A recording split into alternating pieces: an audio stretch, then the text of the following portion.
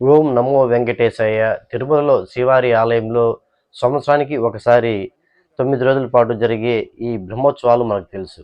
ఈ బ్రహ్మోత్సవాల్లో ఏదైతే స్వామివారు 4 మాడ వీధుల్లో ప్రదక్షిణగా వెళ్ళి భక్తులకి దర్శనమిస్తాడు. అయితే ఇదంతా ఒక ఎత్తైతే, బ్రహ్మోత్సవాలు అయిపోయిన తర్వాత అంటే 9 రోజులు జరిగిన ఈ బ్రహ్మోత్సవాలు అనంతరం అంటే చక్రస్నానం అనంతరం మరుసటి రోజు బాగ్ సవారీ అనేది తిరుమలలో జరగడం ఆనవాయితీ. ఈ బాగ్ సవారీ అంటే వెనక్కు అంటే అప్రదక్షిణగా స్వామివారు ప్రదక్షిణ చేయడం అనేసి.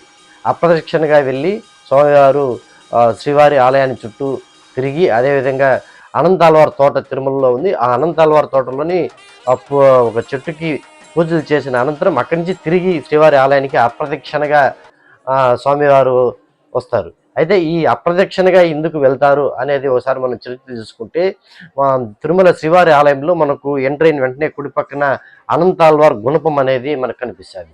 అయితే ఈ అనంతాళ్వార్ గుణపము అయితే ఈ తోటకి సంబంధము ఏంది అనేది ఇప్పుడు మనము తెలుసుకునే ప్రయత్నం చేస్తాం. ముఖ్యంగా ఏదైతే అనంతాళ్వారు పరమ భక్తుడని అందరికీ తెలుసు. అయితే ఈ అనంతాళ్వారు ఎప్పుడో అయితే తిరుమల చేరుకున్నారో అప్పటి నుంచి కూడా తిరుమల అంతా పవిత్రంగా భక్తి శ్రద్ధలతో కూడా స్వామివారిని పూజిస్తూ వచ్చేవాళ్ళు. అప్పుడు ఏదైతే నిత్య కైంకర్యాల కోసం పూలు, అంటే ఆ స్వామివారు అలంకార ప్రియుడు, ఎప్పుడు నిత్యం పూలు కావాలి ఆయనకి. ఆయన పూజలు చేయాలంటే పూలు కావాలి. ఆ పూలు అప్పట్లో దొరికేటివి కాదు.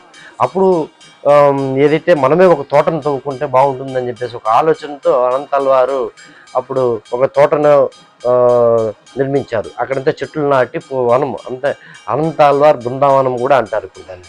ఆ బృందావనంలో వెళ్ళి ఇప్పుడు ఏదైతే ఈ బాగ్ సవారీ ద్వారా స్వామివారు అక్కడికి వెళ్ళి మళ్ళీ రివర్స్లో స్వామివారి ఆలయానికి వస్తారనమాట.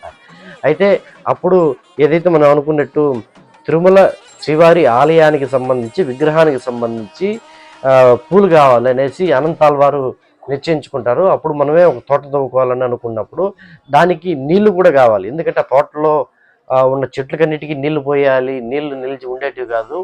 అప్పుడు స్వామి అనంతాళ్వారు అనుకుంటారు, మనమే ఒక నీటి కొలను తవ్వుకుంటే బాగుంటుంది. నీళ్లు నిల్వ ఉంచుకొని ఎప్పుడు నిత్యం ఆ చెట్లకి నీళ్లు పోసుకుంటా ఉంటే స్వామికి పూలు వస్తాయి, ఆ చెట్లలో పూలు వస్తాయి. ఆ పూలు తీసుకొని స్వామివారి నిత్య పూజలు చేయొచ్చు అనేసి ఒక మంచి ఉద్దేశంతో అక్కడ తిరుమలలోని ఒక చోట, ఇప్పుడు మనము ఏదైతే జేయూ ఆఫీసు అలాంటివి చెప్తాం కదా, జేయూ ఆఫీస్కి రైట్ సైడ్ ఉన్న ఆ కొలను ఉంటుందో ఆ కొలను అంటే దాన్ని అనంత్ ఆల్వార్ ట్యాంక్ అని కూడా ఇప్పుడు కూడా మనం పిలుస్తారు. ఆ చుట్టుపక్కల ఉన్న కాటేజీలు అన్నిటి కూడా ఏటీసీ అనేసి పిలుస్తారు. అవన్నీ ఐడియా ఉంటాయి. ఏటీసీ అంటే అనంత్ ఆల్వార్ కాటేజీ అనేసి. అనంత్ ఆల్వార్ కాటేజీ అని ఎందుకు వచ్చిందంటే అది అనంత్ ఆల్వారు ఉన్న కొలను కాబట్టి. దానికి పైనే గట్టు మీద ఉండేది ఈ అనంత్ ఆల్వార్ బృందావనం. ఆ బృందావనంలో ఆ చెట్టు ఉంటుంది. అక్కడికి ఈ రివర్స్లో వెళ్ళి స్వామివారు చేసుకొని వస్తారు.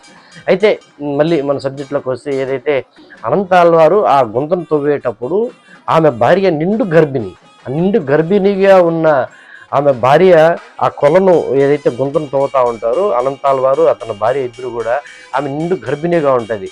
అది చూసిన వెంకటేశ్వర స్వామి చిన్న బాలుడు రూపంలో, అంటే బాలాజీ అనేసి మనం అంటాం, బాలాజీ అవో అనేసి కూడా ఇప్పుడు నార్త్ సైడ్ అంతా కూడా పిలుస్తారు. ఆ విధంగా బాలాజీ అంటే బాలుడు రూపంలో వచ్చిన ఒక బాలుడు అక్కడికి ఆమెకి సహాయం చేయాలనే ఉద్దేశంతో అక్కడ చేరుకుని, ఏదైతే అనంతాళ్వారు అయితే గడ్డపారతో గుంతను మట్టి తవ్వి బుట్టలో వేస్తుంటాడు. ఆ బుట్టలోని మట్టి అంతా కూడా ఆమె ఎత్తుకుపోయి, ఆ నిండు గర్భిణిగా ఉన్న అనంతాళ్వారు భార్య ఎత్తుకుపోయి ఒక కుప్పగా పోస్తూ ఉంటుంది. అయితే ఇంత నిండు గర్భిణిగా ఉన్న ఆమె ఈ విధంగా చేస్తుంది. ఆమెకి ఏ విధంగా అయినా మనం సహాయం చేయాలనేసి ఆ బాలుడు ఏదైతే అనుకుంటాడో అప్పుడు అక్కడికి ఆ స్వామివారి లీలలు మనకి అందరికీ తెలిసిందే. ఏదంటే అక్కడ ఒక చెట్టు చాటున ఉండి ఏదైతే అనంతాళ్వారు ఏదైతే బుట్టలో మట్టి వేస్తాడో ఆ మాయమైపోతూ ఉంటుంది ఆ మట్టి అంతా కూడా. ఎందుకు ఇది జరుగుతూ ఉంది, ఎందుకు ఇది జరుగుతూ ఉంటుంది అనేసి వాళ్ళంతా ఒక్కసారిగా ఎవరు అనంతాళ్వారు వాళ్ళ భార్య ఇద్దరు కూడా ఏం జరుగుతూ ఉంది అనేసి ఒకసారి చూసే లోపల అక్కడి నుంచి ఒక బాలుడు పరిగెత్తుకుంటా వెళ్ళే దృశ్యం అయితే వాళ్ళిద్దరికి కనిపిస్తుంది. అప్పుడు ఏం చేస్తాడంటే అనంతాళ్వారు ఒకసారిగా అతని చేతిలో ఉన్న గుణపాన్ని, ఎవరు ఇక్కడ మేము ఎంత నిష్ట నియమబద్ధలతో ఇక్కడ పవిత్రంగా మేము ఈ గుంతను తవ్వుకుంటా ఉంటే ఇక్కడ వచ్చి మీరు అప్రతిష్ఠ చేసేదానికి ఎవరు వచ్చి ఇక్కడ మమ్మల్ని భంగం కలిగించారనే ఒక కోపంతో ఒక్కసారిగా ఆ బాలుని తరుముకుంటూ వెళ్ళి గడ్డపారతో విసిరేశారు. విసిరేస్తే అప్పుడు స్వామివారికి ఆ బాలుడికి గడ్డం దగ్గర దెబ్బ తగులుతుంది. దెబ్బ తగిలిన వెంటనే ఆ రక్తం మరకలు అక్కడ పడుంటాయి. బాలుడు మాయమైపోతాడు. ఇది చరిత్ర. తర్వాత మరుసటి రోజు ఏదైతే స్వామివారికి నిత్య కైంకర్యాలు జరిగే దాని కార్యక్రమంలో భాగంగా ఏదైతే స్వామివారి అనంతాల వారు వాళ్ళు మిగతా పూజారులంతా కూడా స్వామివారి ఆలయానికి వెళ్ళి చూస్తే మూల విరాట్కి సాక్షాత్తు మూల విరాట్కి ఏదైతే విగ్రహం ఉందో వెంకటేశ్వర స్వామి గడ్డం కాడి నుంచి రక్తము కారుతూ ఉంటుంది.